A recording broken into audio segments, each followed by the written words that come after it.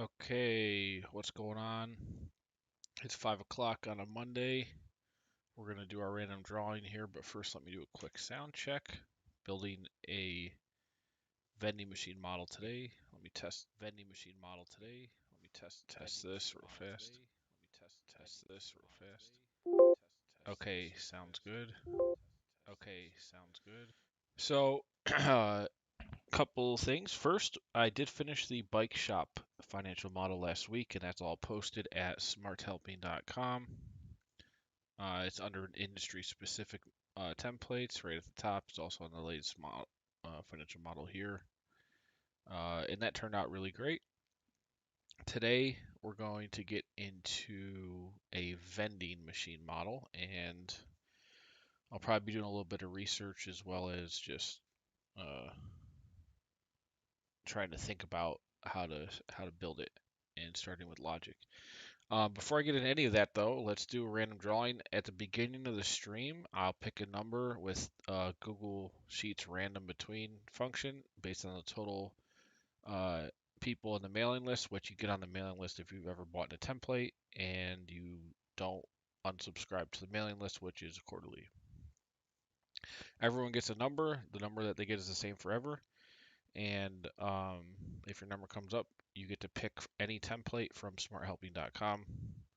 I've got over 100 here in all different types of categories and industries, types.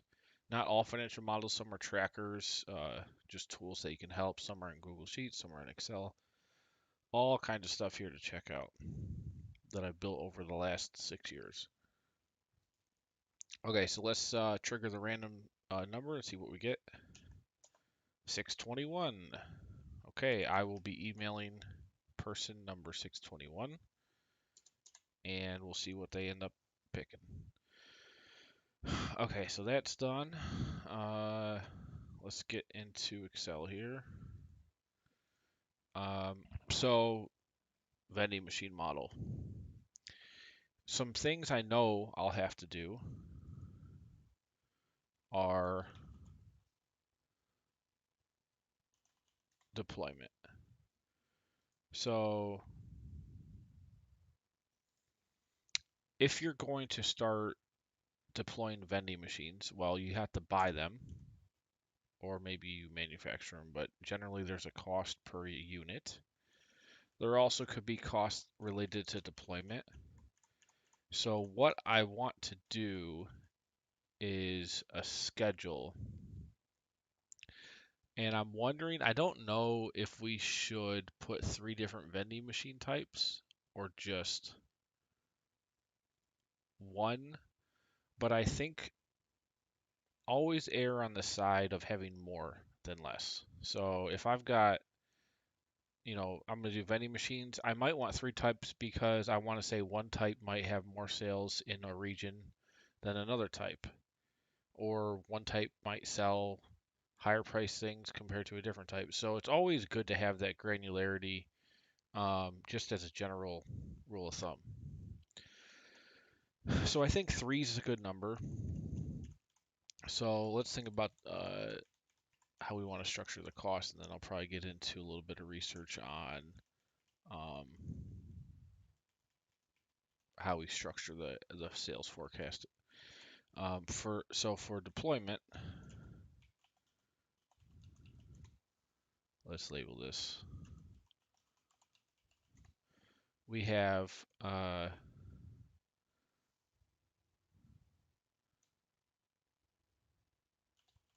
type 1, type 2, and 3, and these will all be editable.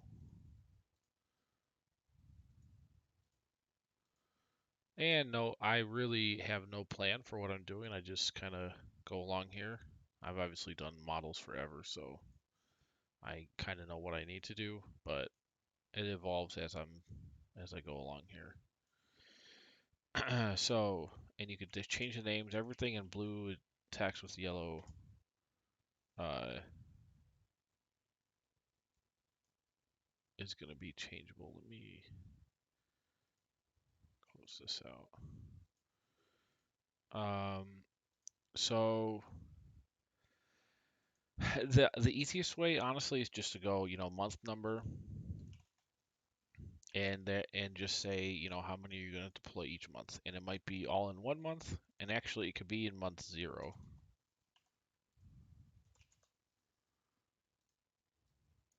Can you turn the fan on? It's getting hot in here. Okay, so yeah, it'll be a 5-year forecast, not 10. No need to go out to 10 years. And the main purpose, like for these types of models, is you want to see what are you going to have to come up with cash? How long does it take to start making certain levels of sales? And what's the margins based on bottom up assumptions on costs? And how do you scale? So this should help with all that. So 25. No, these could be thin actually.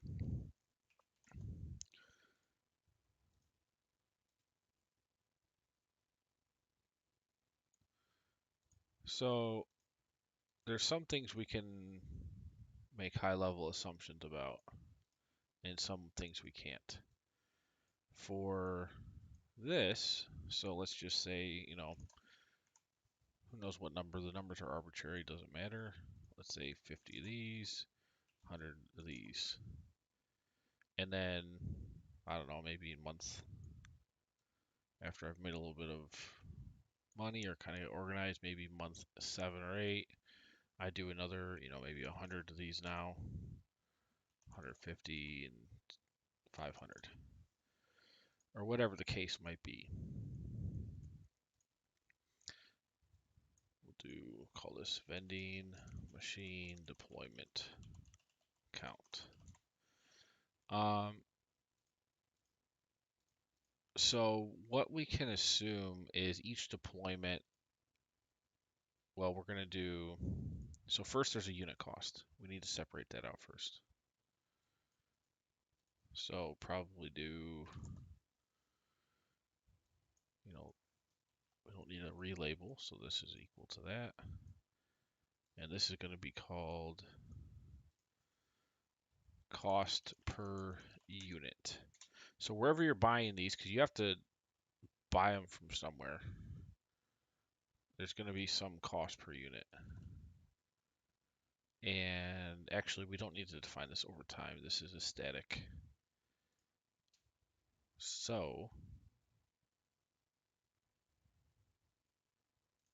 let's unfreeze.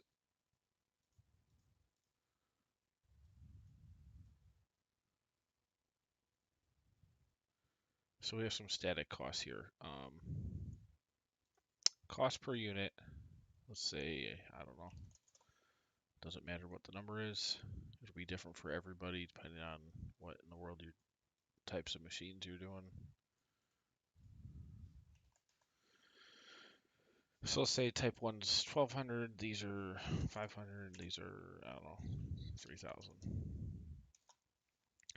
So now I know the total unit cost is simply this unit count of deployment times this here. And we can lock this because we don't want it to go down. And we have this. And maybe we'll total it at the bottom. That's fine.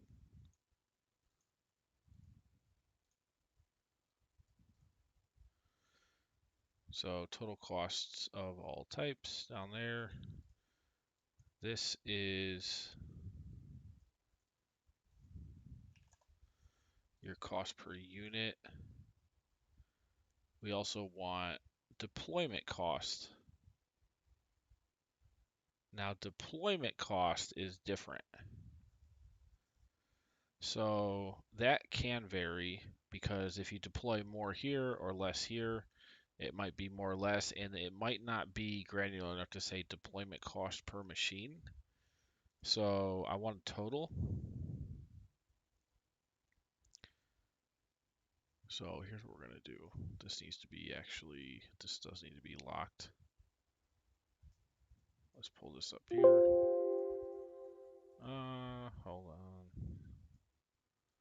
You have to do it individually.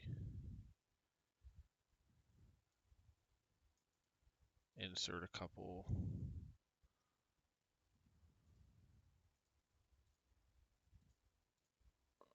So we're gonna lock from here over because so this is deployment, uh, total cost of deployment per unit, and this is all gonna have to go into depreciation. And actually, let's double. I'm assuming vending machines have a depreciation life.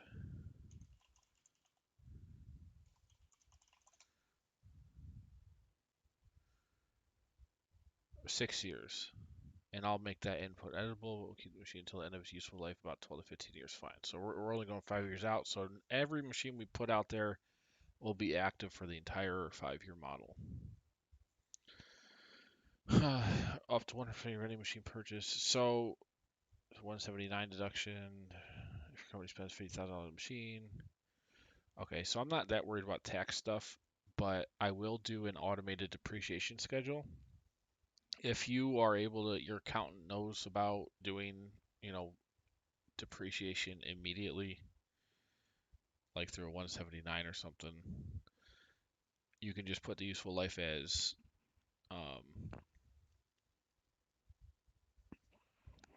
1/12 of a year, and that'll just essentially take the depreciation expense all in the same month as it was purchased. So it's like an expense. If not, if you're depreciating over 6 years, like the article said there, then I'll automate that. So you can see depreciation expense coming into the pro forma.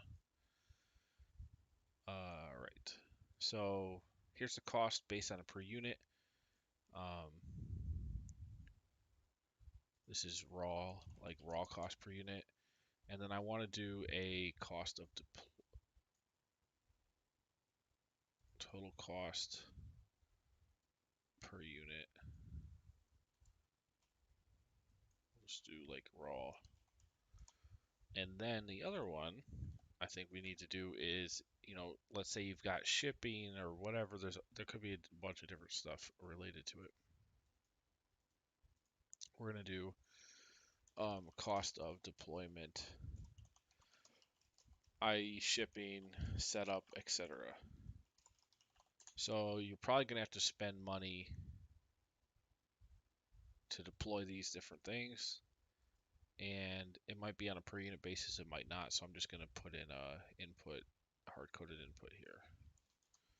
And let's say maybe I have no idea what the numbers might be. Let's say it's, deploy 10 units, maybe it costs you 1,200. That actually, no, we can't do it the same as that. Let's say it's, I don't know, 2,000. 50 units is like 5,000, and to do 100, let's say it's 30,000 on this tranche. And then this one's a little bit bigger. Just multiply these by 10. I'll just do it proportional, it doesn't matter.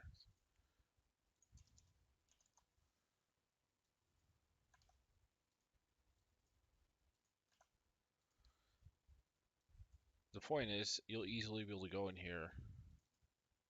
Oh,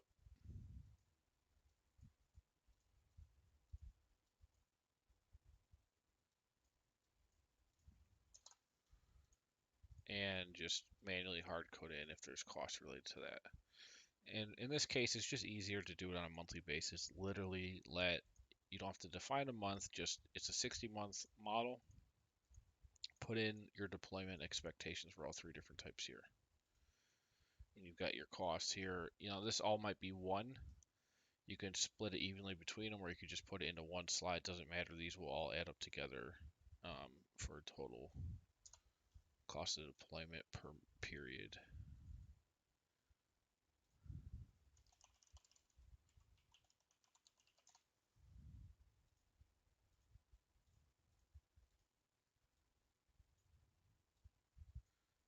And this, we'll just put this right above here since that's what it's for.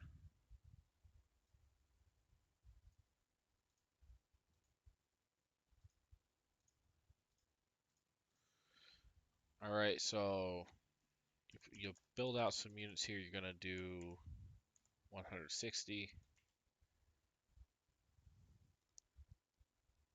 It's gonna cost you this much to buy this unit. It's gonna cost you this much to set them up at different places.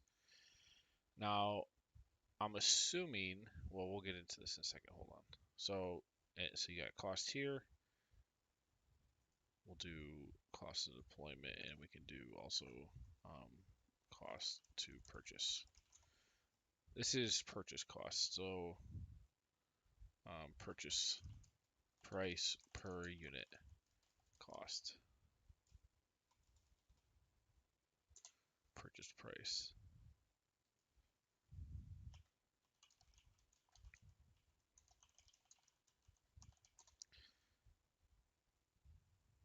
And then total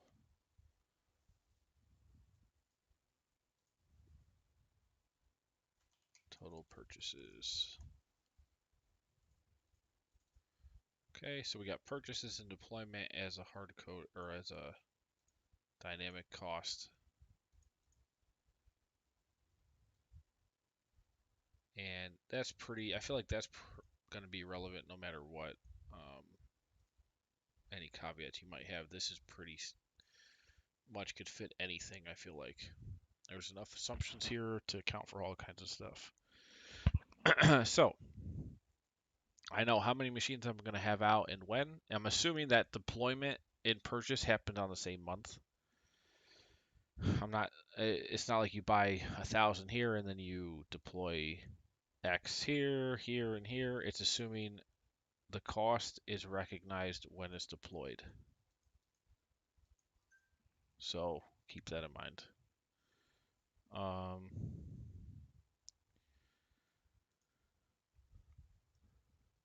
Let's see.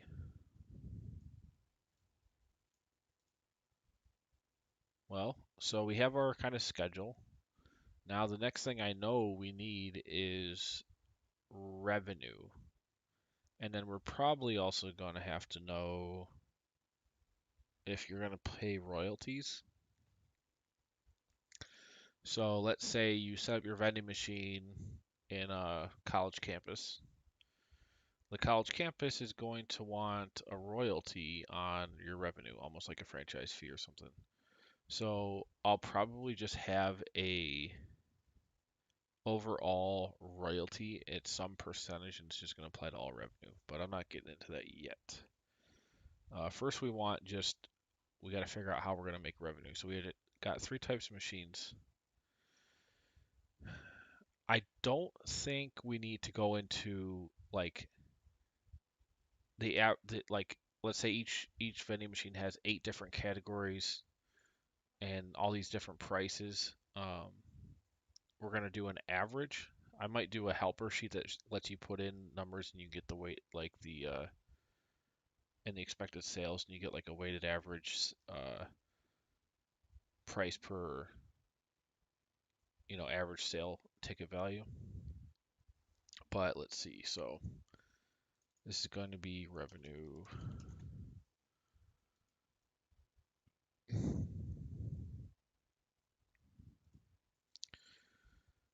Let's think about this. So we are gonna do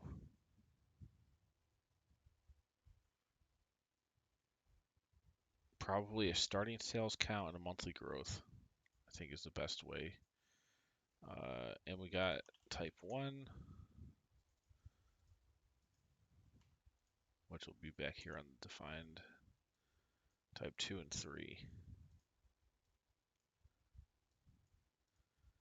So how do we make money? Well, we've got type 1 here. We'll do, I need to get the timing assumptions in real fast. Let's do Control Tab.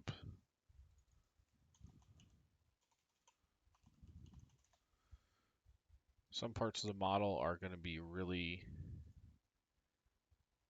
we'll take the bike shop model actually, since that's done. Some parts of the model are going to be pretty generic and just essential, like this is just the start month exit we'll figure out how to do a multiple. It might be probably on sales, not EBITDA, and then just cash sources. That's pretty standard, and no matter what model I'm doing. So I use some pieces from other things. We don't want this.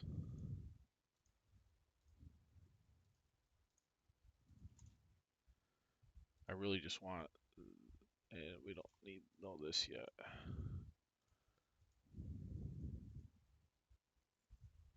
Okay. Well, I might as well bring in the monthly P&L detail format too.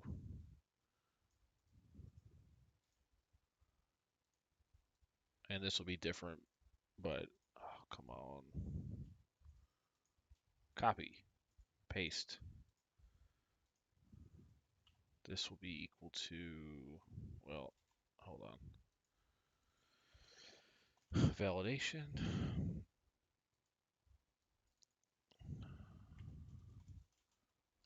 Monthly P&L detail. A lot of these things you never want to rush. You want to go slow. You don't want to make errors, and slower is faster, usually. All right. Date is going to be the start year here, but we always want the first month of that. So we got a clean 5-year forecast. So that's the year, and then 1/1. Oh, got to close the bracket on the year. Date. Whoops. Come on. Year. I've done this like 100,000 times. There we go. We'll format this like so.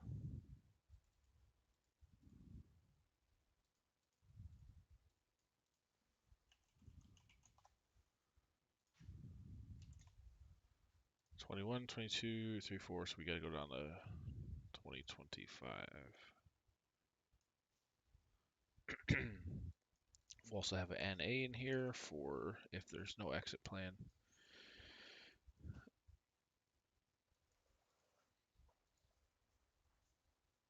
All right, now I can just do equals top of this here for that. And all this other stuff's automated. We don't need any of this right now.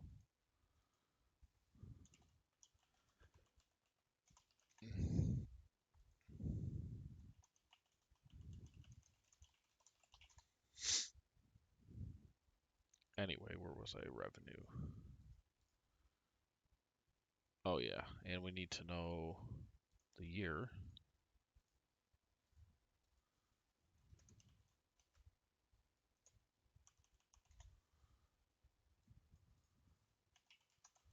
E8 F3 12 3 4 5. Oh,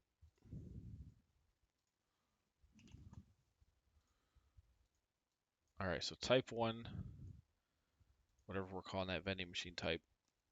We've got the year. We use this for our main reference. We want, so start month is irrelevant because we have the deployment schedule, which is going to define when each type starts. So we don't need to define a start month of revenue or anything else. We're assuming as soon as a vending machine is installed in that month, revenue. I mean, I guess we could do. Oh, I guess I could do a 1 month delay, maybe, on everything from when revenue begins. So, like,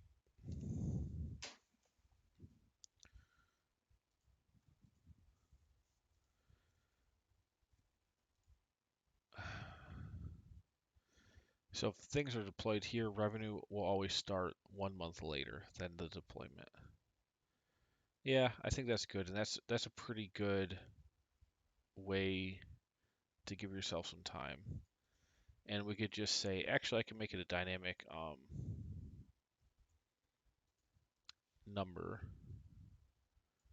but I don't want to do it for each one. I'm assuming each type still just takes whatever amount of months. So number of months from deployment to sales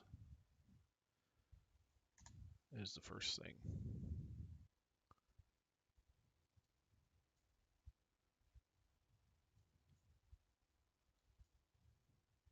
Let's wrap that back around.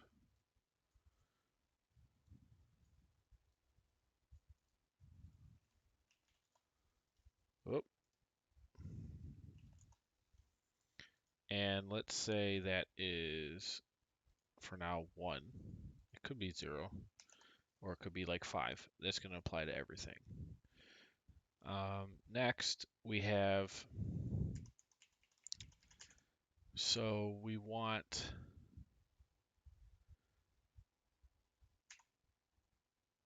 starting sales per month. And we can just, let's see how this looks best.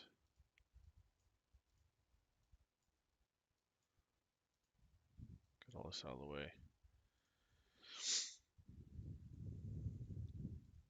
So type 1, we'll do starting sales.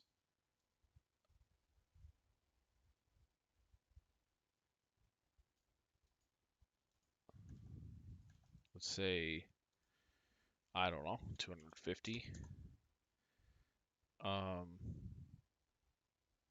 Well, this could be a capacity thing too, because you can only restock it so many times in a month, so this can't grow out of control. Let's think about this. Max capacity of sales per month. No, max capacity of sales per month.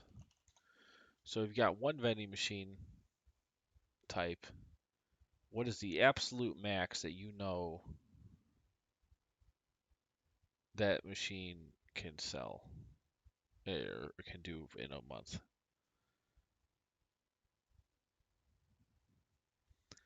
And if you think about it, so if any machine is sitting there and you've got maybe, I don't know, 10 slots across, 10 slots down, 100 different things, and each thing has maybe 7.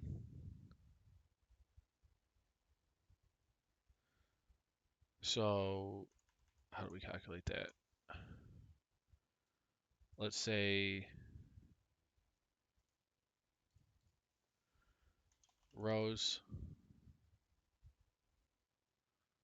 columns, let's say it had 10 by 10. Make this dynamic as well.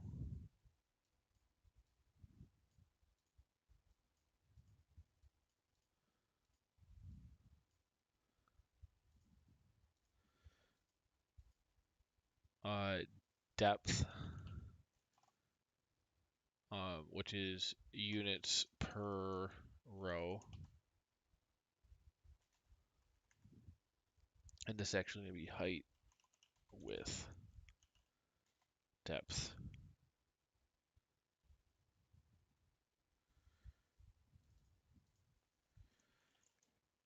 Units deep.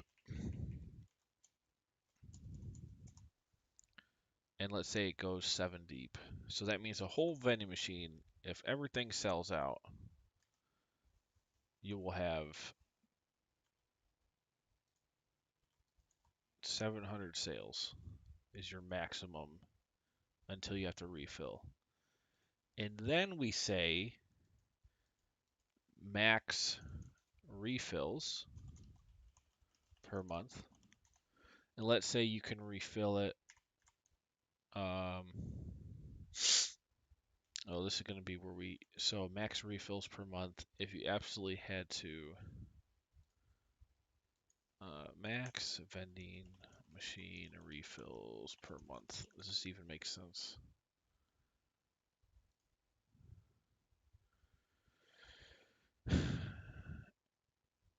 Keeping your vending machine stocked with snacks and drinks is one of the keys to success. No snacks means no sales. After a few months of sales, you should know your vending machine well enough to determine your own restocking schedule right. If you are new to vending machines, there are a few tips to help you keep your machine stocked. Candy only should be restocked once per month. Snack machines should be restocked weekly. And soda machines should be restocked once per week. Okay. And coffee and hot drink stuff should be restocked twice per week. So this is why, let's say you have different types of vending machines. This is why we have three categories, because there's going to be different restockings, different sizes, and this could be for drinks, for candy, for um, whatever else that they said. So max refills per month. Let's say if you're doing it twice a week, the max you could do is 8. So maximum sales per month. If you sell out every time and you keep restocking it 8 times, you're selling 700 units 8 times a month. So 5,600. Interesting. That seems like a good number there. Okay. Actually, that was good. I think this is a good metric here, or good breakdown. Maximum sales per month. Let's move this over so we can get everything on the same line here.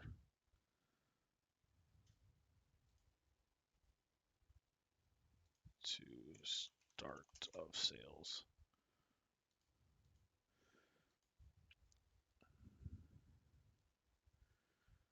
Type 1. We're going to call this capacity.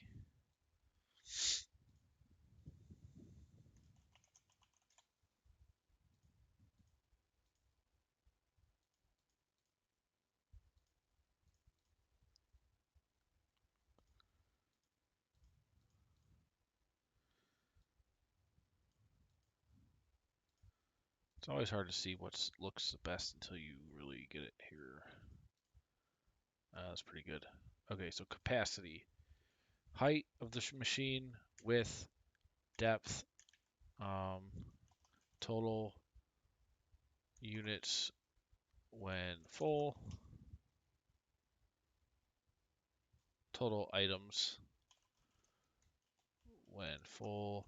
Now let's say this is the drinks, and you got to do it twice a week, or I think coffee it said or something. What was that, twice a week?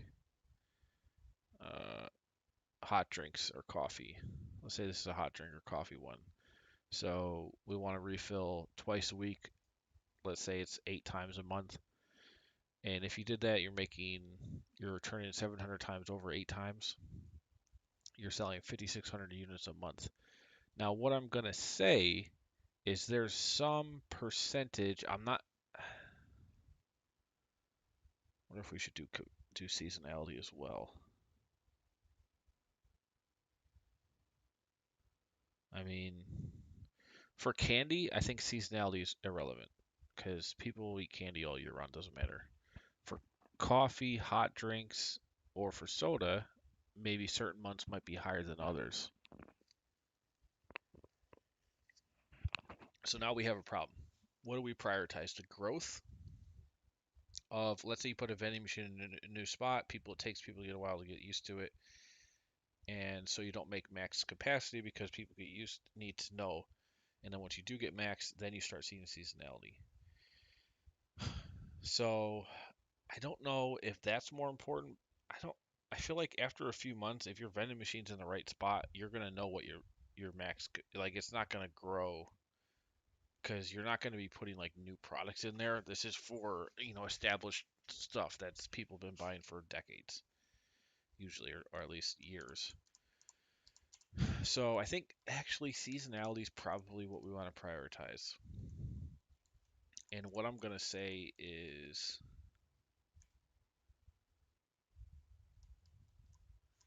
now to do seasonality, it's kind of tricky because you have to know month 1 to 12. We could do, okay, here's how we do it. So we know the max we can possibly ever sell is this per month based on these assumptions. So then we say, how much of that do we reach in percentage do we reach in month 1 to 12 per machine?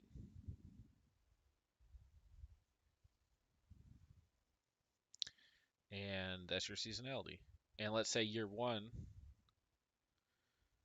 might be lower than year 2, but you still get the seasonality waves, like maybe summer's higher than lower if you need to account for seasonality. But in year 2, you could do the same seasonality proportions, but then make them just higher because more people know about your vending machine. I think that's what we do. And we're going to have a seasonality matrix for all 3 types, because if this is candy and this is pop or hot drinks, candy's probably just going to be you're achieving the same percentage, or it might slowly grow till you reach maybe 90% or something, and it stays there moving forward. For hot drinks, maybe the winter's higher. You reach 80, 90% capacity, but in the summer, maybe 60% or whatever. It'd take research to figure those numbers out, but the key is you're going to be able to enter them in here to figure out what you're doing or potential revenue. All right, so we don't need to change these over time. These are static. This is like the sizing of your first vending machine. Now refills are going to have a cost. So we can put that, since it's a direct cost of goods sold, we'll put it in here even though it's a revenue tab. Um, just so you can see it on here. So average uh, refill cost, which is going to be, you might have, you're probably going to be paying a different company to stock your vending machines, and they charge you, it's probably going to be on a contract, but to do a bottom up, we could say, well, each refill cost X dollars, whatever that might be.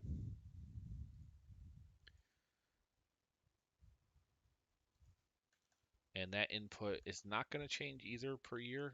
It's static. I mean, we're not worried about trying to figure out inflation here. We would change it per year if there was some reason to change it. Like if you plan on charging your customers more over time, then you would want something. But for this, it's just an expense. We're not worried about that changing. Let's just say everyone for this machine costs $250 refill.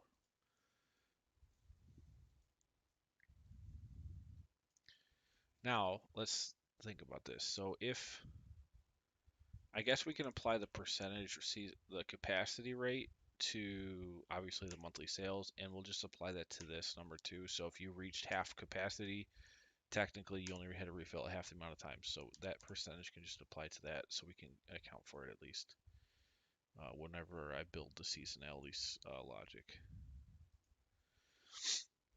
All right, well this is going good. Average refill cost. I mean, maybe if you have contracts and you negotiate them down over time because you get bigger, maybe your refill cost can go down, I guess. Uh, and because of that not being a static one time, I'm actually going to put this over whenever I do the cost schedule. That's going to go over here. That doesn't belong on the revenue at that point.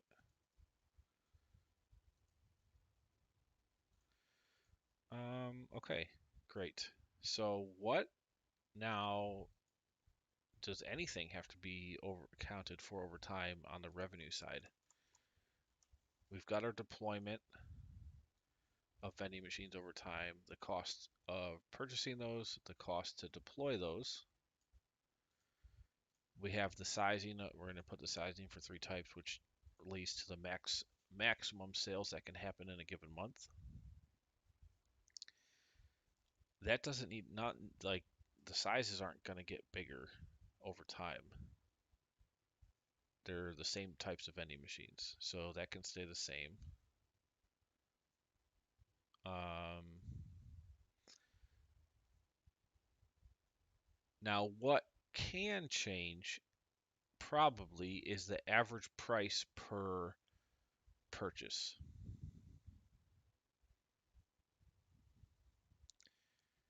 And we're assuming we fully sell out, or you're not stocking stuff that doesn't sell.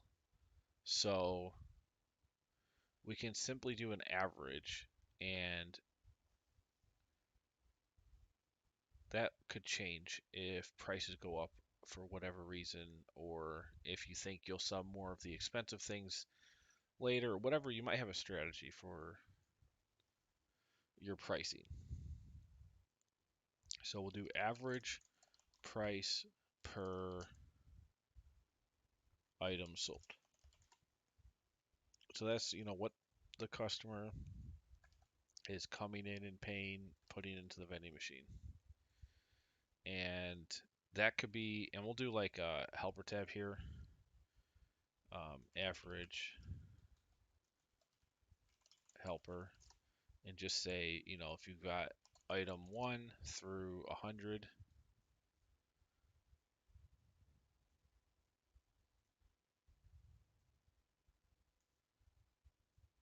and you could put in their average price.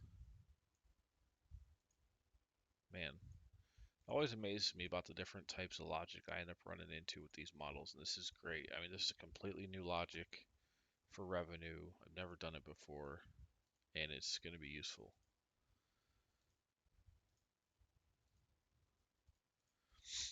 So let's say I'm just going to do rand between uh, $1 and $8, I guess.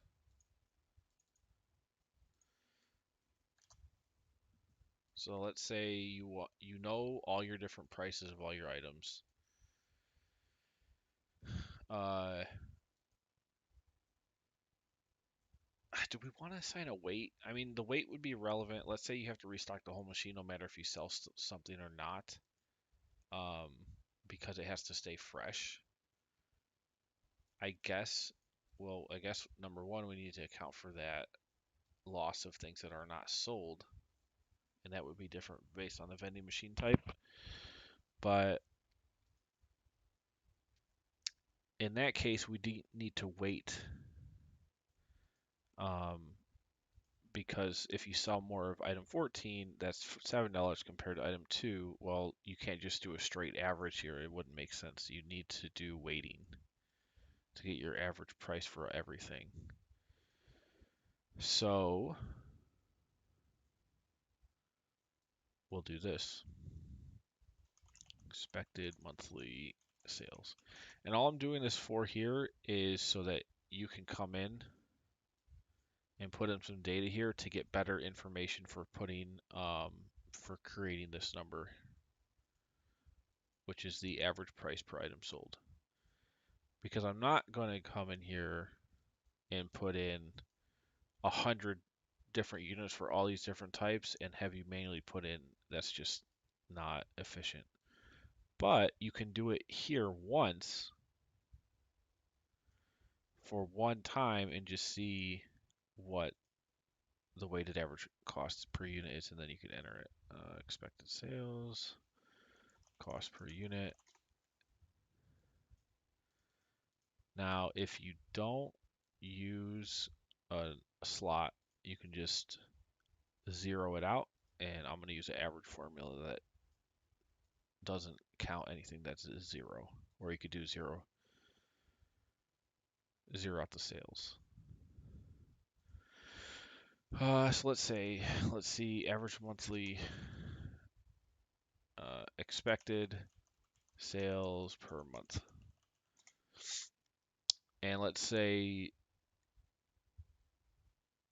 the max here in this case would be, if you got 7 deep and you're going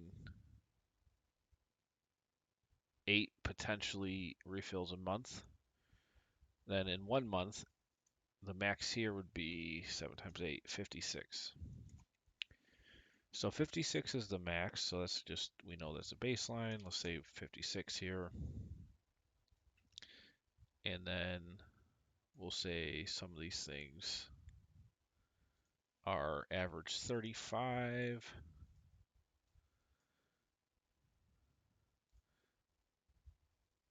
And let's say some are like 45 and some are like 10. So you can do the weighted average two ways. The really, hard-coded way is just sum up the total sales, or no,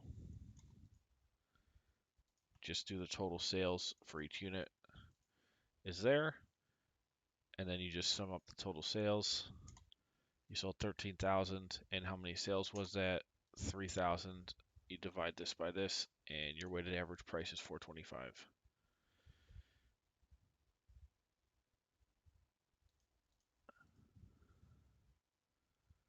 And we can put this up here. So weighted average price per unit.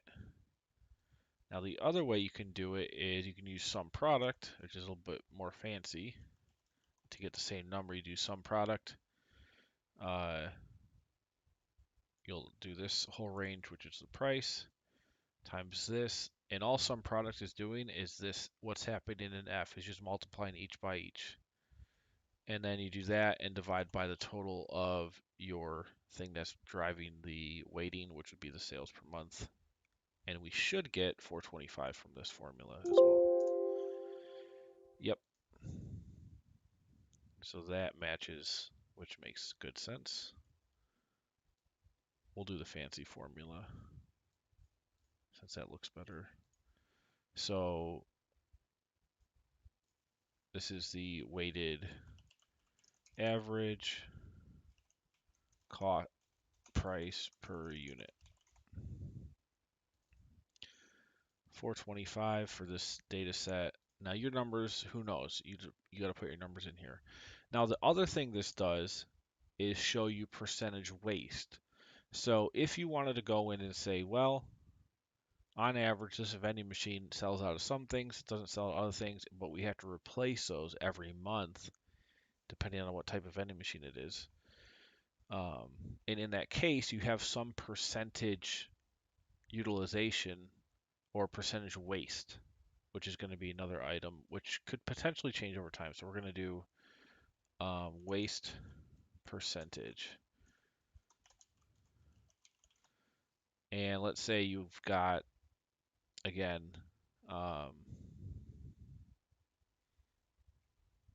where's this restocking twice per week? Let's say you've got coffee and hot drinks. Let's say stuff expires. Well, you can't sell that. It's a waste. You might have somewhere to give it, but in general, for the purpose of revenue, we're saying that those things were not sold, so we didn't make any money. So we have some waste percentage, and the helper calculation is going to help us figure this out too. Let's say it's, maybe 5%. Could be more, could be less. You might improve it as you get better at operations. Maybe it goes down over time. Man, this is a cool model. I'm actually excited here. Like doing new stuff. Okay, so weighted average price. Now from this, we can also calculate the waste. And we do that by saying, what's the max sales per month per item. Let's say it's 56 in this case. And it might be different if you have different numbers here and a different max amount of items you can sell per month, then you'd put in whatever your number is. Let's say it's 56 in this case.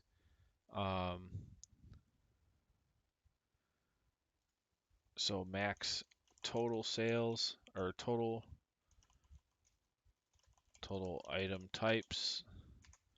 Let's say we've got 100. Max sales per month is this. Now keep in mind we're doing a capacity here, which we're going to do on a different tab, but there's going to be it might be on this tab actually, I don't know.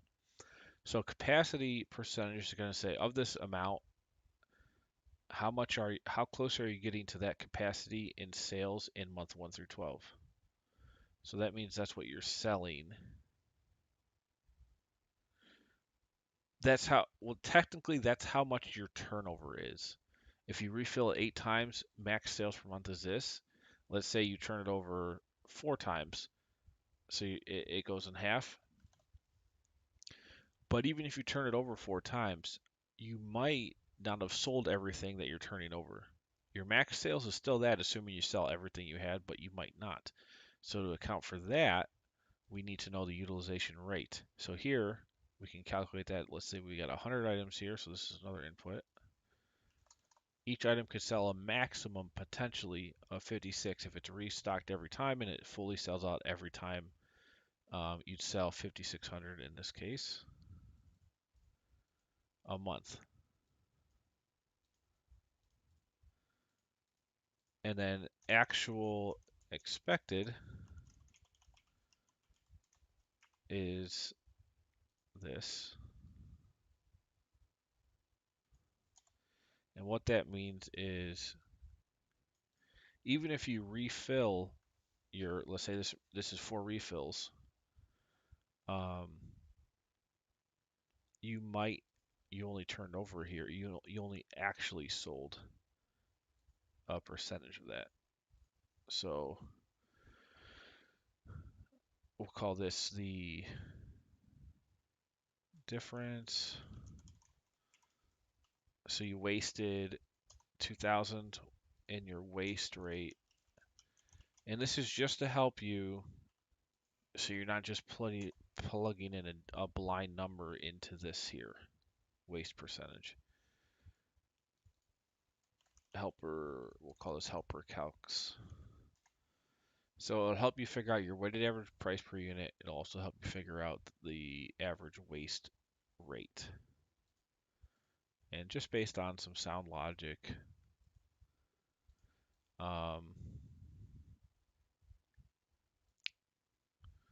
now let's say we did better than this. Let's say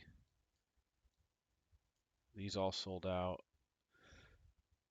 The waste rate is going down as we put these more to the max. 34, 16%, maybe that's a good number. I don't know what the good number is, but you can figure out what you expect based on the schedule here by plugging in information. And this could be different for each vending machine. The point is, these will help you come to a realistic expectation or assumption. These are the 2 numbers that are important. We'll give those a shade. So based on this data, let's say the average price is $4.13 a unit. And then let's say, I don't know, maybe the next year your product mix changes and so you rerun the numbers and see you have a new price per unit that you think will happen for the next year. And it might be different. For now, I'm just putting it the same 413, waste rate 13%. So of the maximum that I can possibly sell, I refill X times a month, and of the refills, I have a waste of 13%. So that all makes sense, and I think that's all very relevant and important for margins and to get a more accurate forecast. There's a lot of white space here, which I do not like. But I can't really put this up here because I need labels. So we're just going to have to leave it, I guess. Now the question is, do we have everything we need for revenue? We got months of deployment, all this stuff, max sales, this. Oh, we need capacity, which is going to be different for each type. So waste percentage, average price. I can't put it in here. There's not enough room. 1, 2, 3, 4, 5, 6, 7, 8, 9, 10, 11. Well, I got 12 spaces going down, but that would look kind of weird.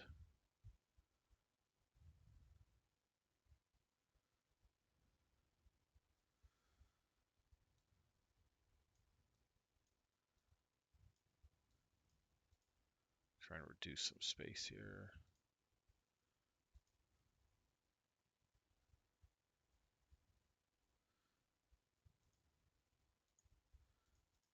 Because I think it is important that the waste rate and the average price per item, those need to be able to change each year. None of this stuff does whatsoever.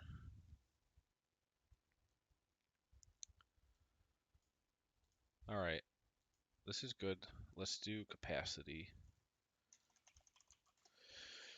So capacity is pretty easy. We have months 1 through 12, which represents January through December. 1 equals January, 2 equals February, etc. You get the point. Now we have, look at this. So we do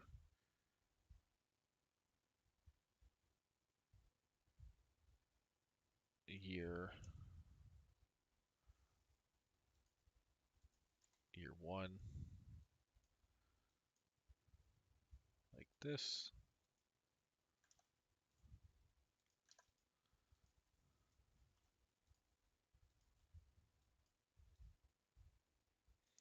And we'll have year 1, type 1. What's your capacity? Let's get a percentage in here.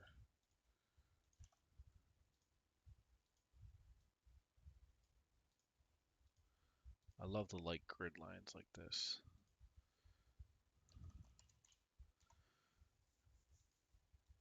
So let's say Jan, Feb for year 1. Let's say it's a hot drink thing. So you're like 95% capacity in these colder months, and then it goes down. And this also means, this is essentially saying the amount of times you're restocking per month. Maybe it starts to go up again, 70, 85. Now let's say that's year 1, and then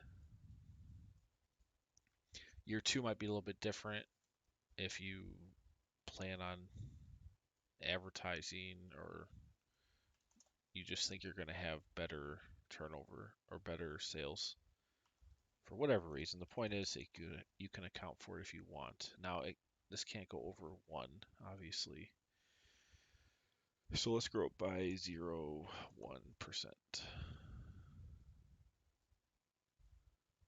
But these will be input by the user.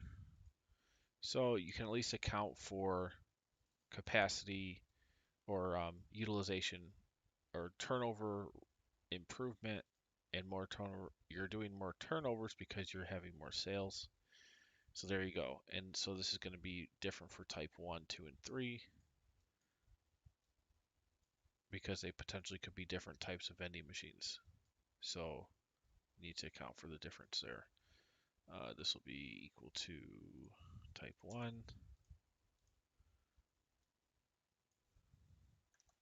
And then we'll go same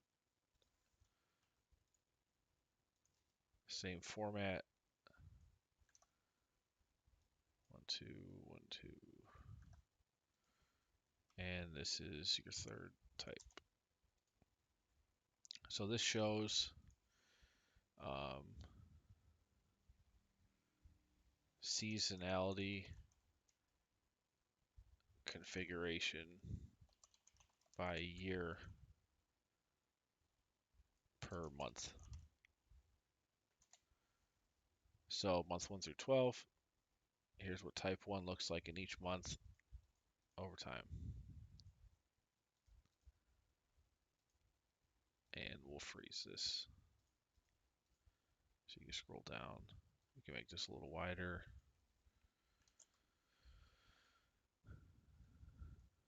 Give this grid lines as well. So that's pretty clean. Month one is always January, and so on to December. So your seasonality might improve over time. It also is likely to be different for different types of vending machines. Like this one might be, cold drinks or something for the summer. In that case, in the winter, your capacity might be 25%. Or you might change what's in the vending machine during the year, which in that case, then maybe it's 90% or some fixed rate for the whole time, which is fine. You could just put that for the whole time.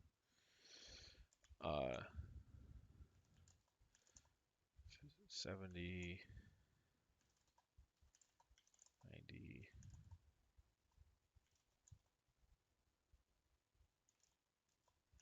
whatever it might be. Just putting in random numbers here for the sake of making sure this logic flows through correctly. All right, so this is actually seasonality.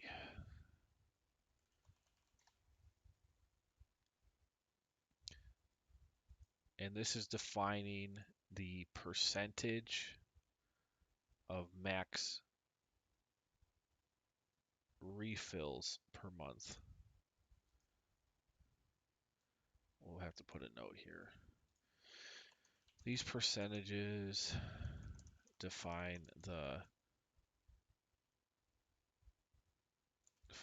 how much of the maximum refills are happening per month. For example, if you can refill a machine 3 times per month max, and this is set at 66%, then it will assume only 2 refills happened. Then, based on the waste percentage defined on the revenue tab, your monthly unit sales will populate accordingly.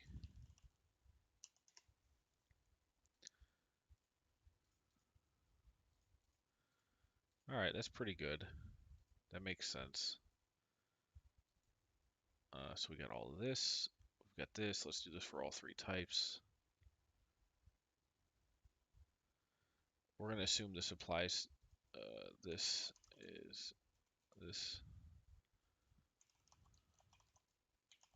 applies to all vending machine types.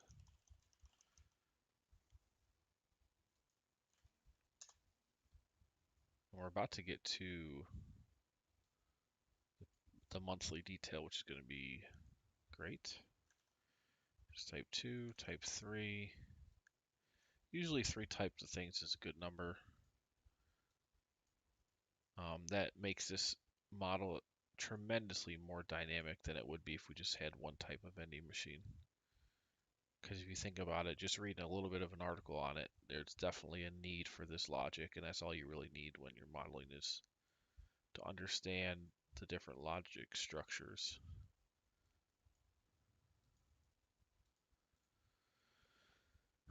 Okay, so we got our 3 types. What's that? 12 font, underlined.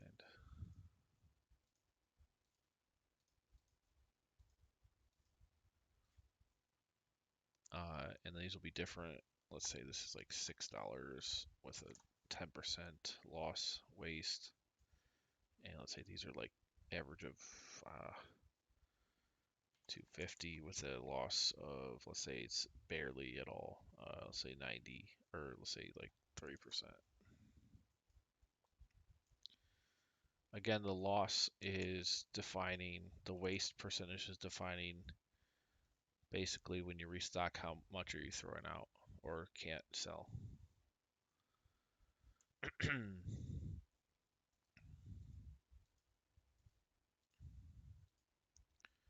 I wish I could get rid of this white space, but there's no way. These have to be like this, and then this has to be on a yearly basis. All right, fun stuff now. So let's do deployment. Uh, we'll do type 1, and that is simply, oh, hold on a second.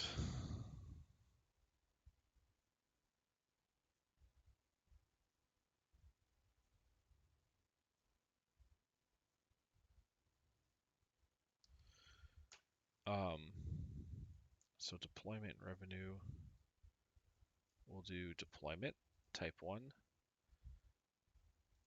units, machines deployed per month. This needs to be wider.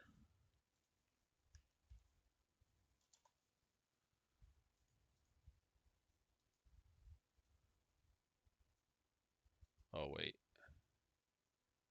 I'm off by a month. That's okay. Refreeze this.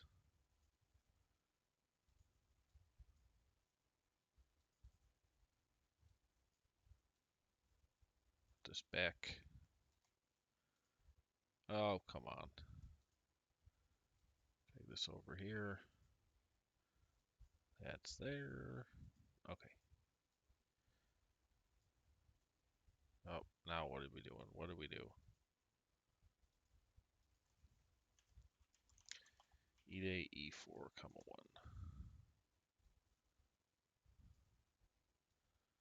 1. Okay. Drag this over for 5 years.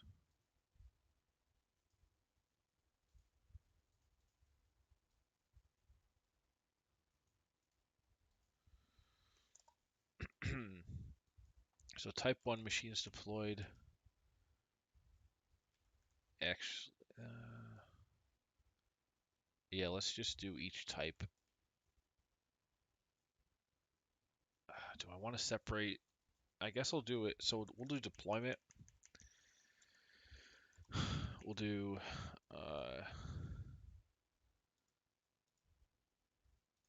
type 1, type 2, type 3. And all I want to know is the sum deployed per month. And we actually do include 0 here. So sum ifs, deployment type 1, see if the month matches the month here. Month number.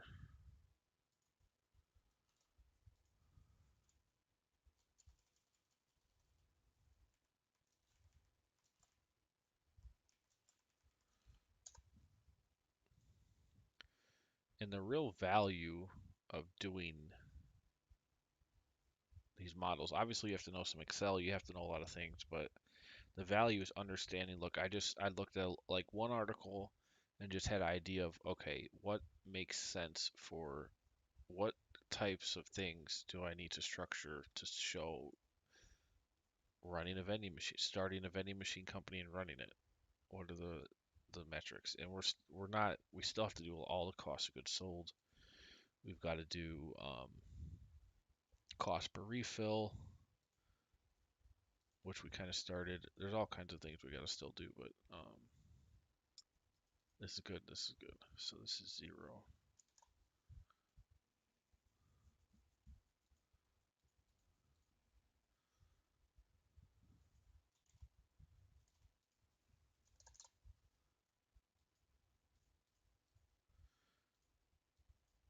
All right, so that's working.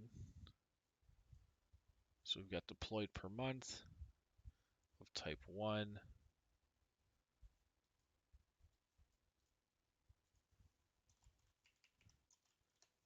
D is the next one, and I'm just going to group them in like this. There's other ways I could do it. I could do,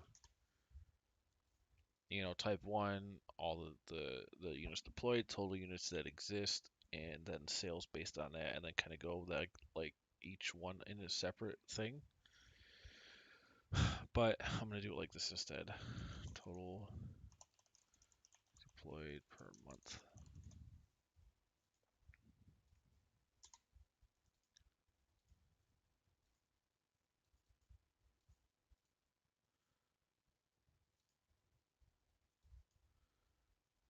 And partly because I want to get this total like this here.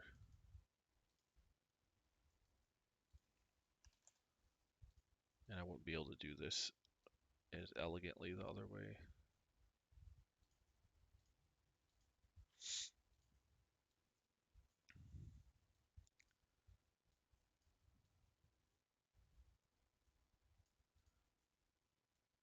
So that's how much I'm deploying in total per month and by type. Then I can do, so we have deployment. Then we can do purchase cost, which we're going to have to do some cash flow stuff for cost or depreciation expenses versus that'll be another metric or matrix we got to do. I'm thinking this model, this is easily a 3-week model, maybe even a 4-week. So we'll be well into the fall by the time this is done, I'm thinking. All right. So purchase cost is simply this times this. And I could do a lookup to get this number in F, but I'd rather just do the multiplication.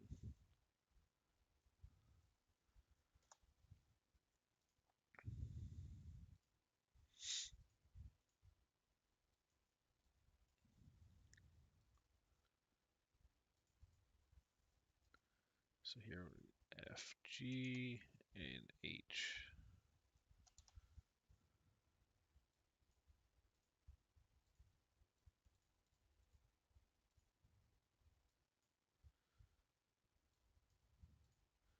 Purchase cost, we also have, now this one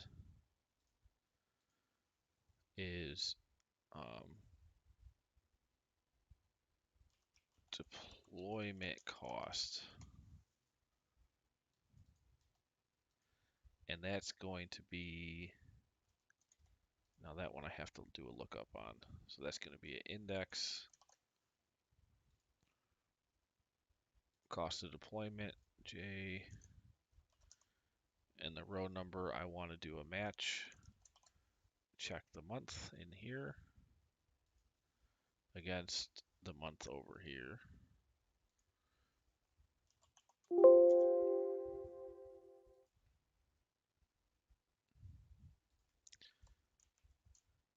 Oh, let's see, did I mess something up? Index J, if row, month number, oh shoot, this needs to be over. Matches deployment month number.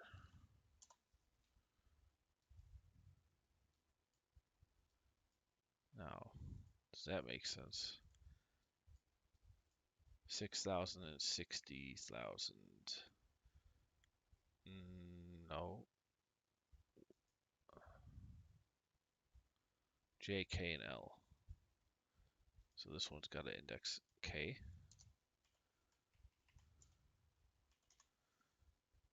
And L. 37,000, that's better. And 185, that looks right. 37 and 185, perfect. All right, we've got all those costs going. Now, so we know units, we know, dang it, we know the cost. Deployment.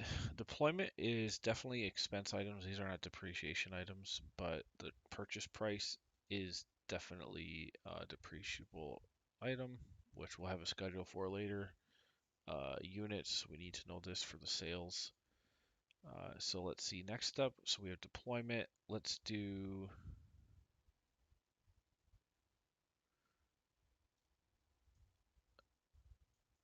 we're gonna need to know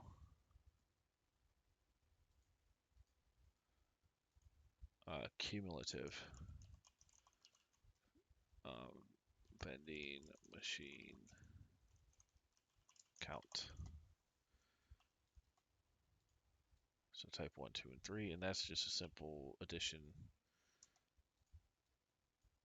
that, and then this is just this plus whatever's happening over here. Because it's money, it's every month you're making, you have them in existence, so as they're deployed, you start to make revenue. Now the trick is, what are we gonna do? I don't think we're gonna do this offset. I think we're going to assume when they're deployed, they are making sales that month.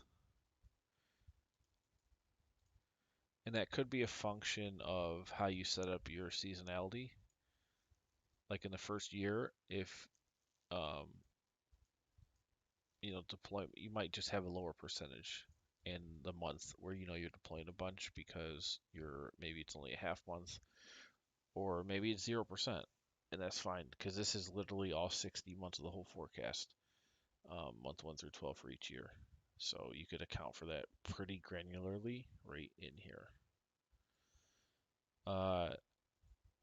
So that's good. There's a way around there. So we have got cumulative machines. Next up, we need to know the maximum sales per machine. Let's say these are smaller. Let's say these are a little bit smaller, but deeper. Let's say the max refills here are 8. Let's say the max refills per month here would be maybe twice a month. And here, yeah, that's fine.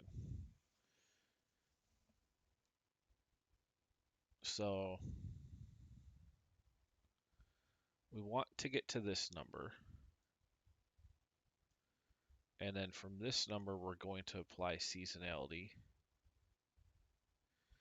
And then from that number, we're going to apply waste. So let's put that up top. And then from that, we're going to do the average price to get the actual revenue that's being made by selling things.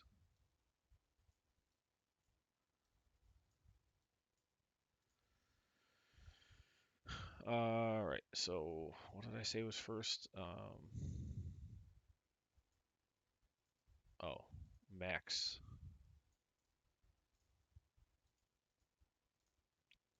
This is max monthly sales.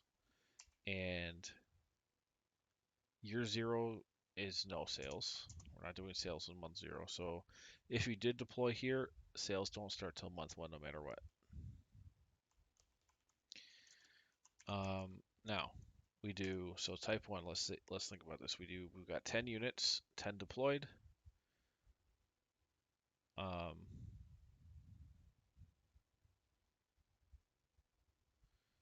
We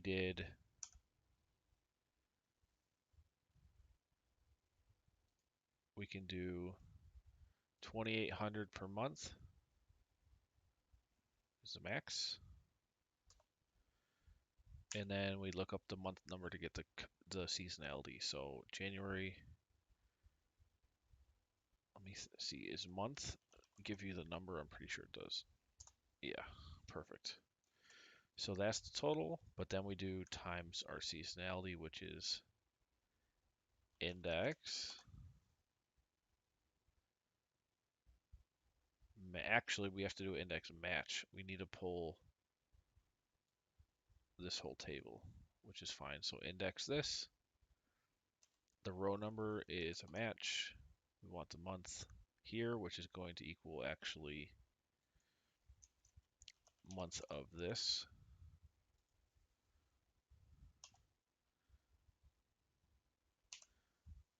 Look up this.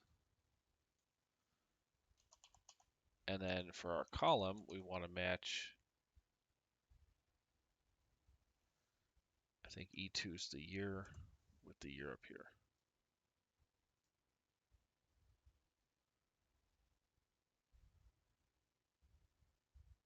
So this actually needs to be C1. And then this needs to be C1 as well. comma 0. And let's see if we mess that up or not. Max, so this is a number, not a dollar value.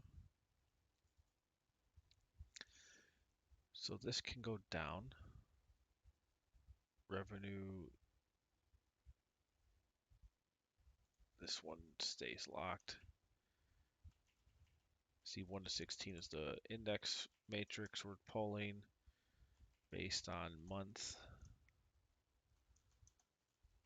number, month, then C1, this is the month lookup, and then I want to match E to the year with the year to get the right year. Now, 28,000, so I should be getting this number. What if I put this at 50? Still the same, so I'm missing something here. Let's cut these out and see where we're at.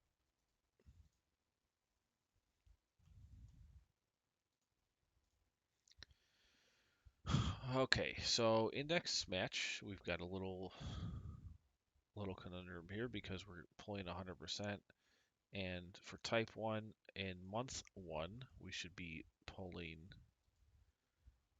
50% based on this. So this is C1 to H16. C1 to H16. We're matching the row, which is going up and down, based on the month of E4, which is month 1, and then C1 to C16, 0, and then going horizontally, the columns were matching the year with seasonality D1H1. Sometimes index match is just a freaking, you have to just, like, I'll redo it here and I'll figure it out, like, just I'll redo the whole thing. So index, this is real fun because then you get to see, well, what did I mess up? And because I can't tell from just looking at it. Match row, month of this,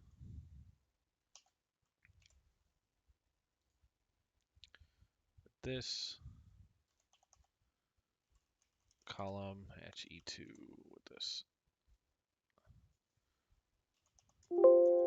There's 50. So what did I mess up? D. That I already know. So this is supposed to be C, not D. And there's my 50%. And then I multiply that by this number.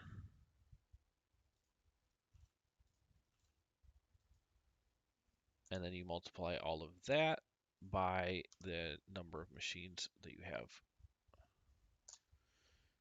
So there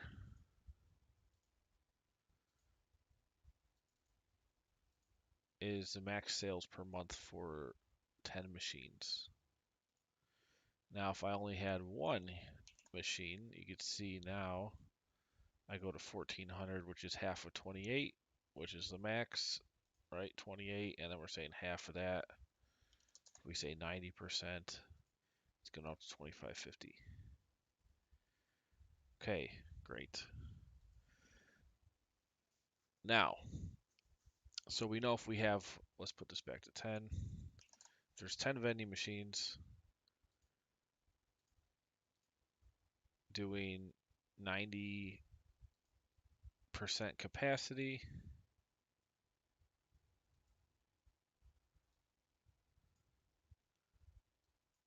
I can do a max, that's the turnover. This is the absolute maximum I could sell in 1 month. Now, let's go to the next thing here. So that's all locked good and dandy, but we need to move this. Oh, shoot.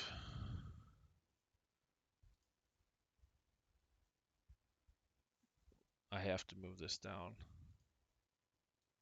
We need to know the year for each of these.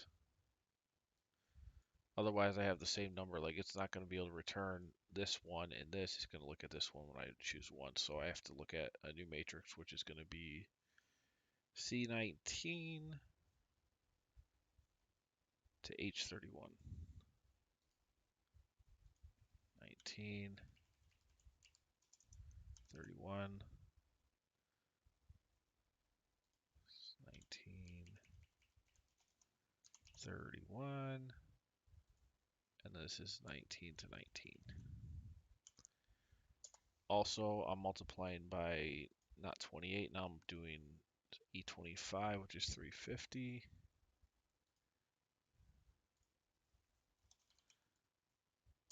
And then I've got 50 machines here. So let's make sure that makes sense. I got 50 machines times 350, each gonna do 350 per month max. And month one is 25% capacity. 4375 is 4375, so that we know that's working. Drag it over. And then we do our next deployment. Our obviously sales go up. All right. Last one. We're now in 34 to 46. 34, 46.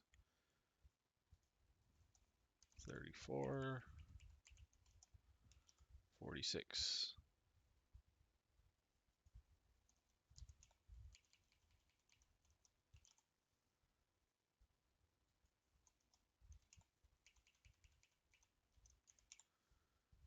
And then that's fine. We just need to replace this.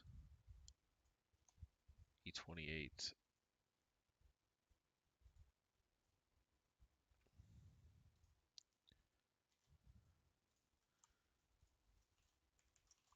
And make sure that, yep, those are locked. Good. So I now have got my max sales per vending machine per month based on, I've got seasonality going into effect. I've got capacity. This is actually capacity and seasonality all in one thing. And I've also got waste. Now, waste we haven't done anything with yet because I wanted to do that calculation first. But if our waste is 13%, we have to, we're going to actually separate that out. So on your refills, you might not have sold everything, so you have to do waste per month.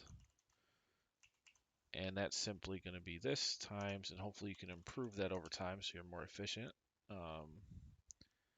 So that's going to be index here, match E2 with the year.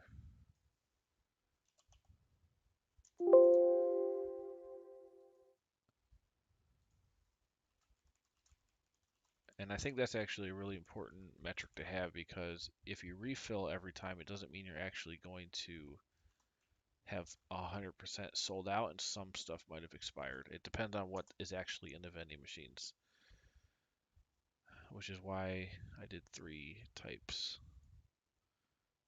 All right, what do we need? 14, 14, what's the other one? 27 and 40.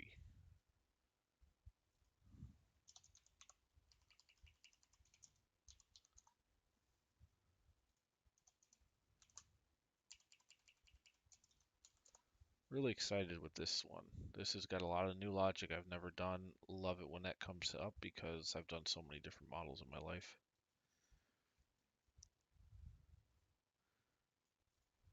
All right, so there's our waste. Um, Average waste rate.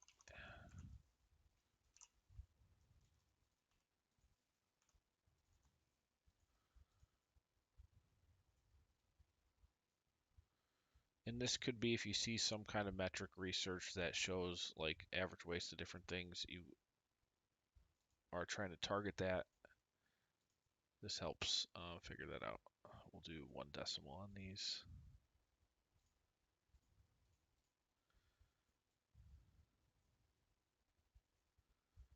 Now let's make sure this is working. This divided by here. 13, 10, 3. Let's say if we change this to 12, 5, 2.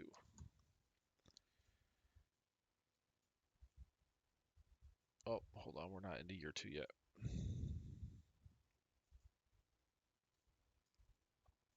And perfect, 12, 5, 2. So that's index formula is working. Seasonality,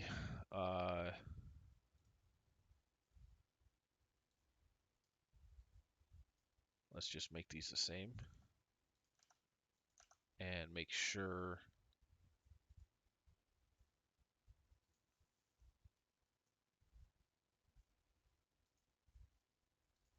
where's year 2. So this many machines times this times year 2. What month am I in? Month 2 for year 2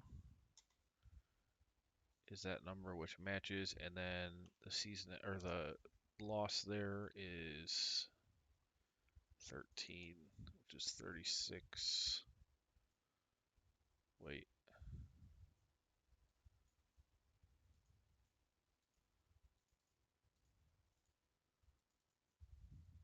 No, it's year 1, year 1, year 1, year 1. So E.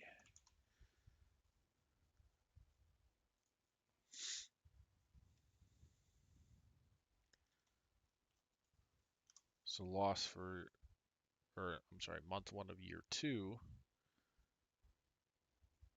for type 1. No, that's not right. What did I just? I need loss. So this is 13. Oh, no, I need year 2. This is, so which is 12%. There we go, 33,264. So that number is right there. There's my sanity checks. Looks good. Looks good. All right, so we have seasonality accounted for. We've got 3 different types of vending machines. Waste per month, max monthly sales, waste, and now we'll do a final calculation that says um, um, gross monthly sales.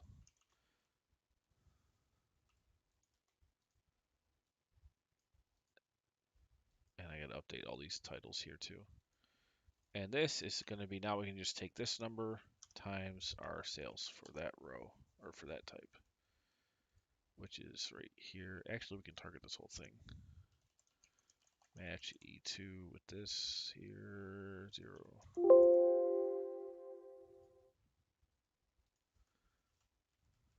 Lock. And lock.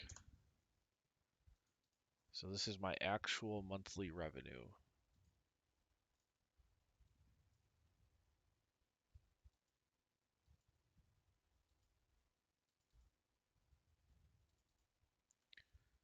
Oh, E2 needs locked.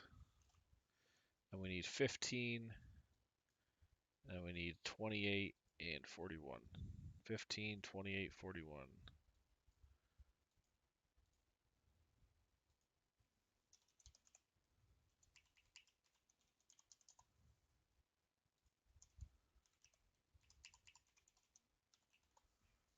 There we have it. So month 1 sales, 49,000, based on those assumptions.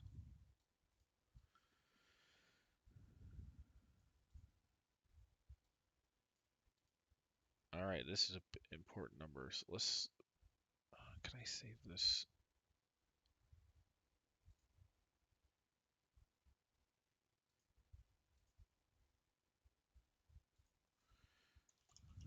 Vending machine.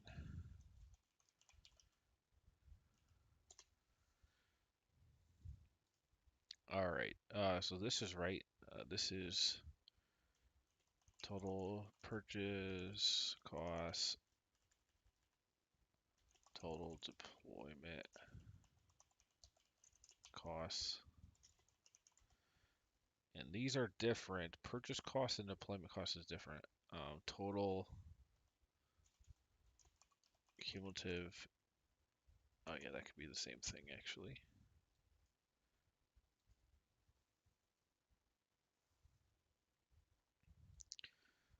Um, Max monthly sales total, waste total, monthly sales total.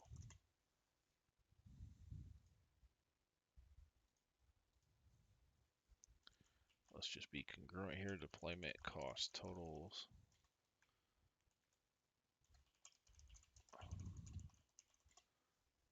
Okay. Well, it's been an hour and a half, and I got down to gross monthly sales. That's pretty good. Um,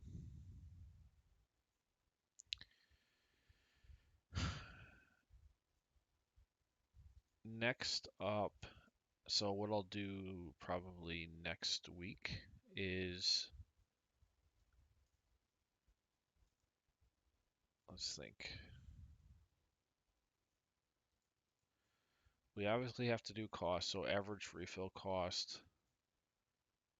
And this is just related to, well, let's at least put this on here so I'll have to do it later.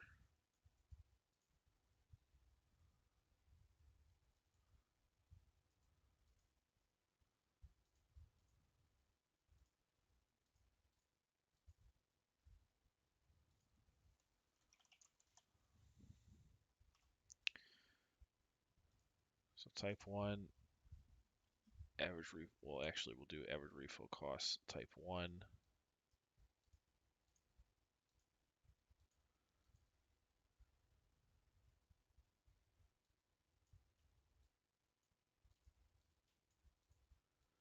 Type 2, type 3. So every time they're refilled, there's some cost that might change over time, it might not.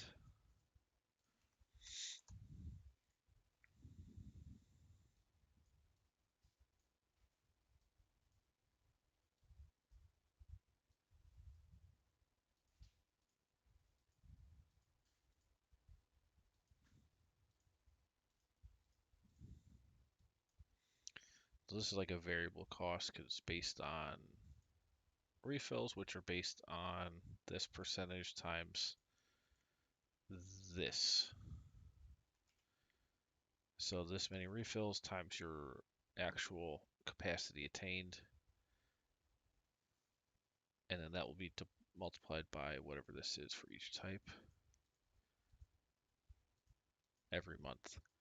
And then, so we got refill cost. I'm trying to think if there's any other big variable costs we're missing. I'm gonna have to do depreciation later based on this here and this.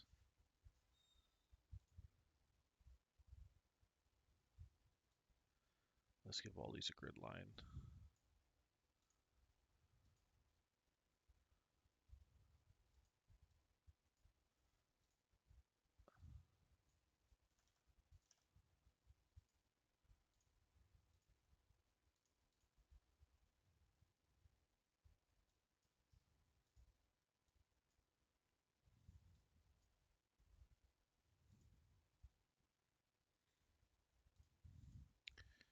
Okay, that's fine. So revenue, seasonality. Just trying to think, what am I missing here? I just want to have a good start for next week.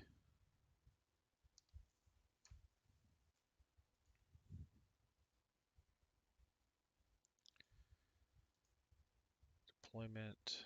Da, da, da. We have revenue, we have sales. Oh, okay. So cost of inventory.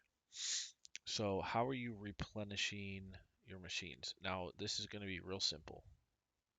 We're going to assume on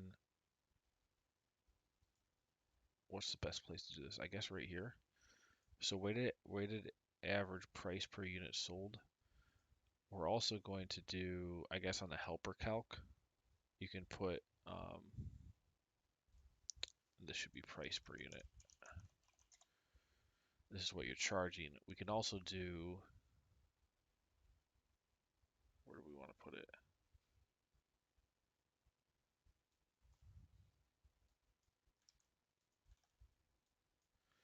We could put cost of goods sold per unit. So we can say, well, cost, you're selling it for $3, but what are you buying it for per unit? Let's say, who knows? I have no idea what the margins are, but you can put it in here, whatever makes sense. Let's say you're a quarter of the cost or the price. So you could put in these numbers, and then from that we get a margin, which would simply be you're selling it for this, your cost is this, so you make that in profit divided by this. So 75% margin in this.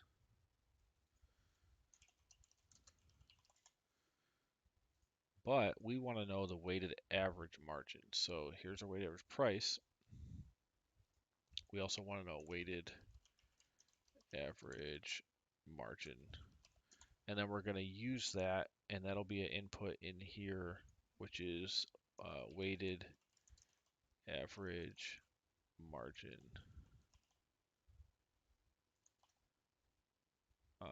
to define cost of goods sold.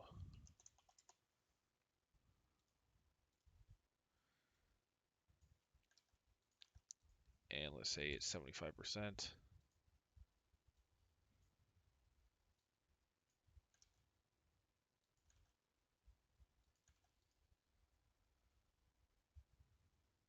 Put a little space in between each of these. Now let's think about this. So if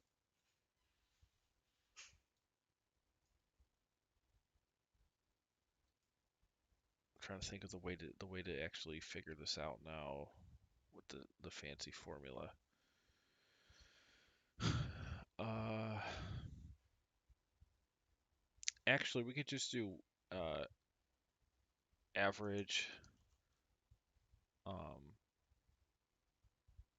cost percentage or cost percentage. Just so if you're selling it for 3, you know, add this here. So then we can just go, okay, our cost of goods sold is 25% of whatever your sale revenue is. And based on all these different things, we get a percentage here. So cost of goods sold percentage. And then we still need to get the weighted average. So let's see, if you're using this helper sheet, let's think. Um,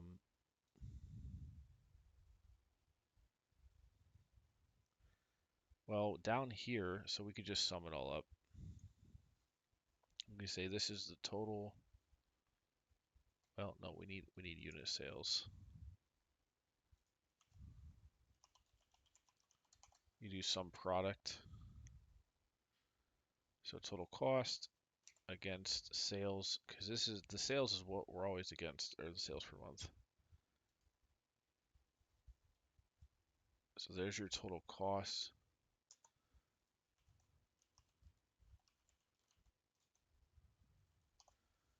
And then here is your total revenue.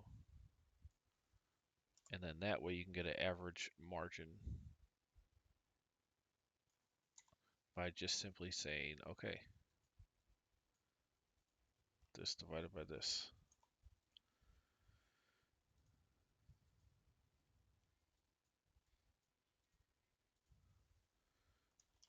Revenue, cost of goods sold, weighted average cost of goods sold per unit, 25%.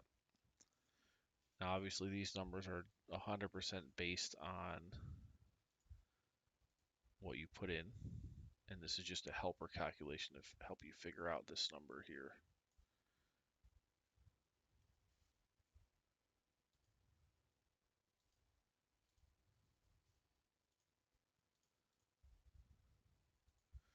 And let's say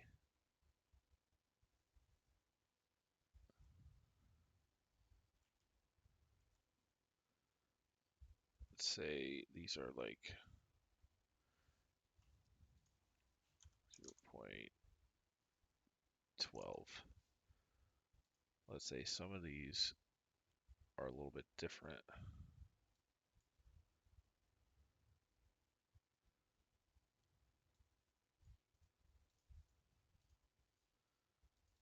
So if you've got some at 12%, some at 25, and then based on your expected volumes, this will calculate your weighted average cost of goods sold. And you can't just sum this up into an average. It won't make, see, this average is 22, but your weighted average is actually 21 because it's relevant to what you expect to sell in each item type or item in the vending machine. So when we know cost of goods sold, we can then go into the monthly detail and say, okay, here's our um, well, we can't use gross revenue because that's already accounting for waste. So we have to account for waste. We have to buy that still, even if we don't sell it. So I think we use this number, max monthly sales, times, well, we need to know refills. This, so I didn't break that out. Let's see. So if we have max monthly sales, what are we multiplying here?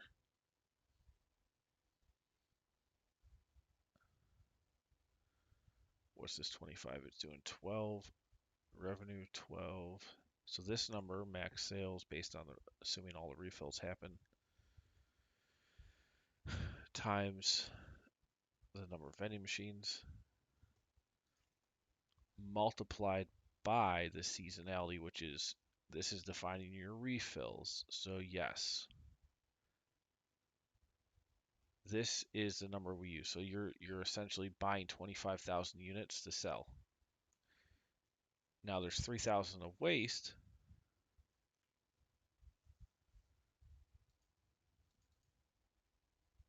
What did I do here? Oh my goodness. This is, hold on. So this is max monthly sales. This is the waste. This is gross monthly sales, which is, this is not right at all. This should just be this minus this. And then the next one is times the revenue with the, yeah, the waste is already accounted for there. So that's not revenue at all. So we sell max at 25,000. We have 3,000 of waste, which is 13%, which is gotten from right there. So we actually sell 21,000 in revenue, or of units sold, and then times this revenue number.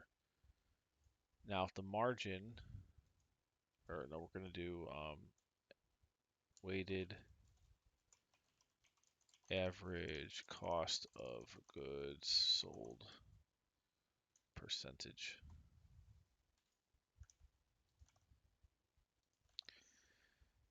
And then let's say it's, 20%, which is 80% margin. Then we sell 21,000 of these.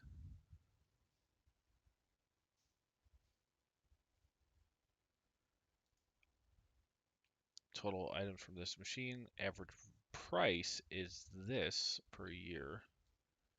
So that's how we'll get revenue. But to get cost of goods sold, we'll use this because we're buying this much, we waste this much, and so we sell that much. So we make this in revenue, but we buy this much.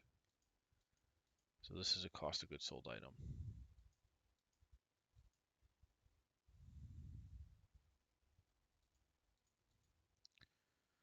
Okay, so waste per month, waste total gross monthly sales number, monthly sales total number,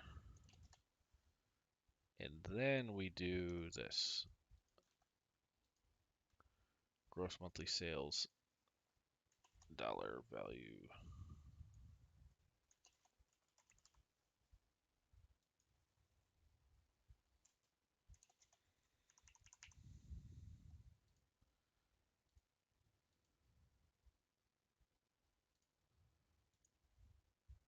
What am I doing?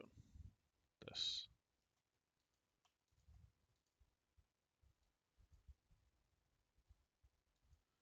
This is still good. Average waste rate, gross monthly sales number, gross monthly sales dollar. It's just this times index,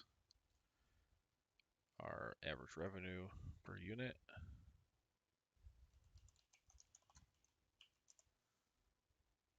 Year, comma 0. So this is revenue.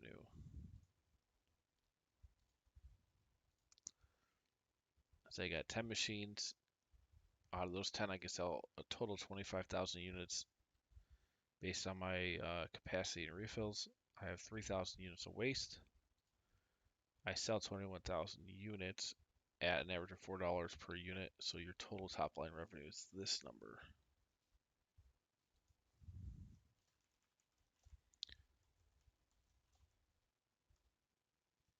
And obviously the big driver here is going to be, what is your cost of goods sold and the cost to do all this infrastructure and everything. But it looks, I don't know, but just on the face of it here, it looks like it's a pretty decent business here. Just by how things work, I feel like it's a reasonable. Margins look good. I think they can be good. So 28 and 41.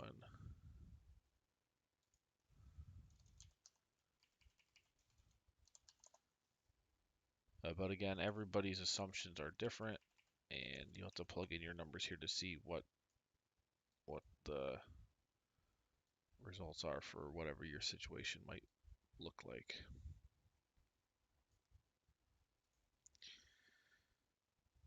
Wow. 14 million, we got 910. Well, that's 910 vending machines. And we only spent, now my deployment cost, I have no idea if I'm even close here. Let's look at average cost of a candy vending machine. 30. Okay. So I might have been a little low.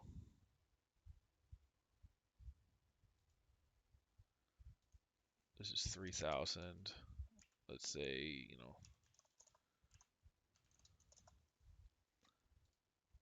so you're spending 655,000, 3 million here. You're making still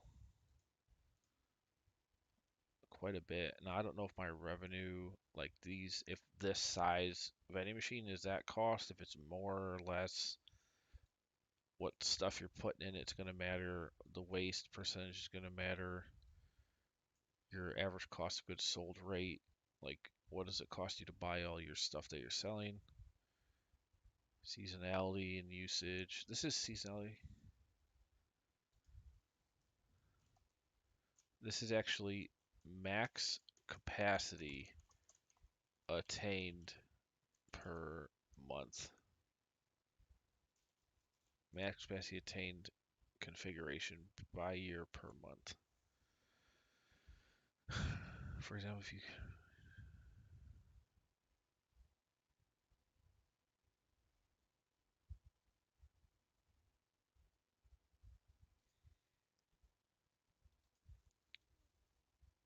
so this tab is also great for seasonality.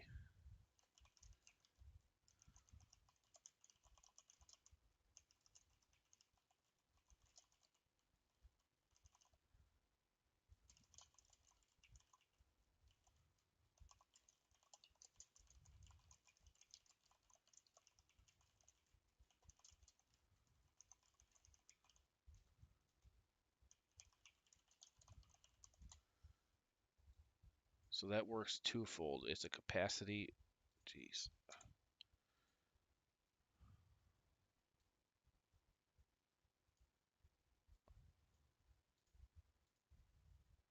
It's a capacity thing to make sure, your sales aren't going over what they possibly can, but it's also a seasonality. And so that's some really nice logic. Really elegant there. All right, well, we got deployment costs. What's our total startup costs here? 3.7, about 4 million. And I mean, man, you're making that almost back in 1 month here with these margins or this revenue. Now, there's obviously we got to account for OpEx and a bunch of other stuff. Um, Refill costs, we haven't done that, but we do have the logic for cost of goods sold. And now I can just I'll do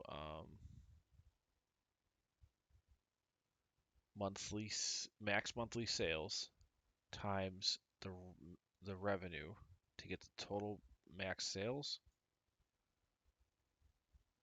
and then multiply that by this to get the actual cost of goods sold.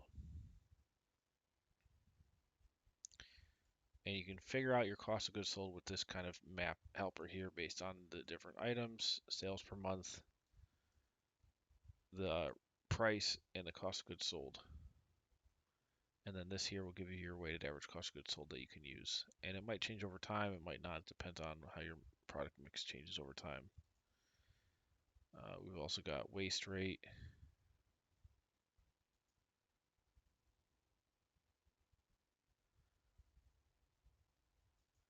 I don't think I'm even using this anymore. Oh, yes, I am. Hold on. Yeah, for waste.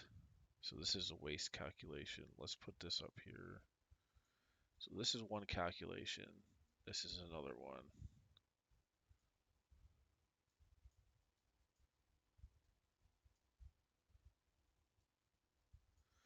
We've got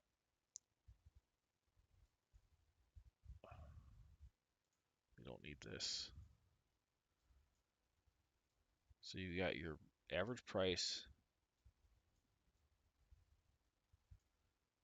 average cost of goods sold per unit based on total revenue, total costs. I'll just double check this real quick. So that's 4,056. Yep.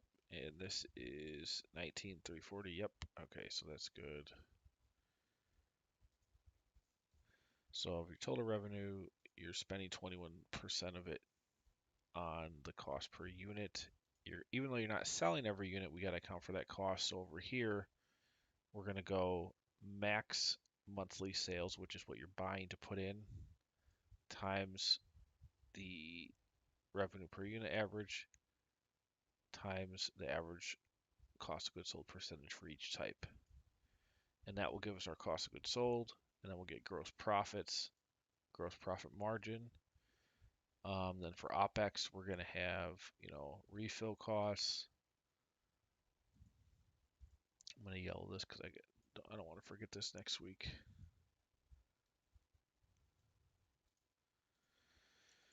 This starting next week. And then I think we're rolling. We get that gross profit cost. We'll have some regular OpEx. Maybe there's some cost of collections. I'll look up some other general. If there's any other variable costs I'm missing here, I'll put that in. But we're definitely making progress here. All right. I'll see you guys next Monday at 5. Continue on with this.